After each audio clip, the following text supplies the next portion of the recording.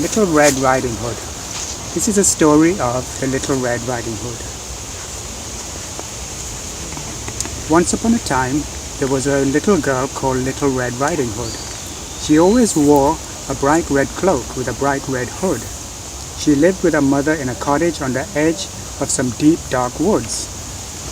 One day, Little Red Riding Hood's mother gave her a pot of Brussels sprout soup.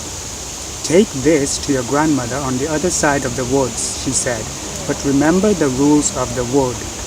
"I promise," said Little Red Riding Hood, and off she went. Skippity-skip, skippity-skip. "Oh, what a lovely day," said Little Red Riding Hood. "Good morning, Little Red Riding Hood," called the woodcutter. "Good morning, woodcutter," called Little Red Riding Hood.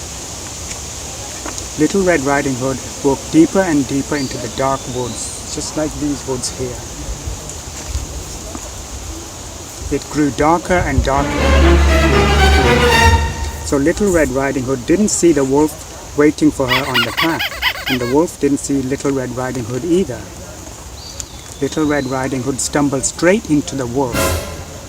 "What are you doing in the middle of the path?" asked Little Red Riding Hood. "I nearly spilled my grandmother's Brussels sprout soup." "Sprouts, yuck! Wolves only eat juicy red meat."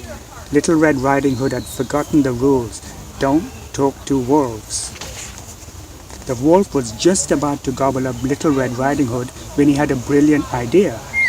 "I'll eat Little Red Riding Hood and her grandmother." "And where does little Granny live?" asked the wolf. "In the cottage on the other side of the woods," said Little Red Riding Hood. The wolf raced to the cottage and knocked on the door. Tap, tap, tap. "Come in," called Grandmother. The wolf leapt into the room and gobbled up Little Red Riding Hood's grandmother in 2 seconds flat. Bony, but not bad. Then he pulled on her cap, jumped into bed, and waited for Little Red Riding Hood. Soon there was a knock at the door. Tap, tap, tap. "Come in," snarled the wolf as softly as he could. Little Red Riding Hood looked at her grandmother, then looked again. "Oh, Granny, what big ears you have! All the better to hear you with." "Oh, Granny, what big eyes you have! All the better to see you with." "Oh, Granny, what big teeth you have! All the better to eat you with."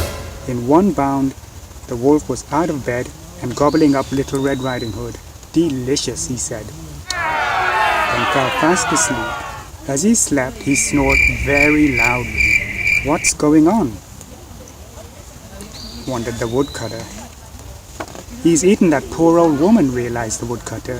He picked up some scissors, snipped open the wolf's tummy. Out popped Grandmother and Little Red Riding Hood too. Quick as a flash, Little Red Riding Hood picked up some stones and piled them into the wolf's tummy. When the wolf woke up, he tried to sneak out of the door. Rattle, rattle, rattle.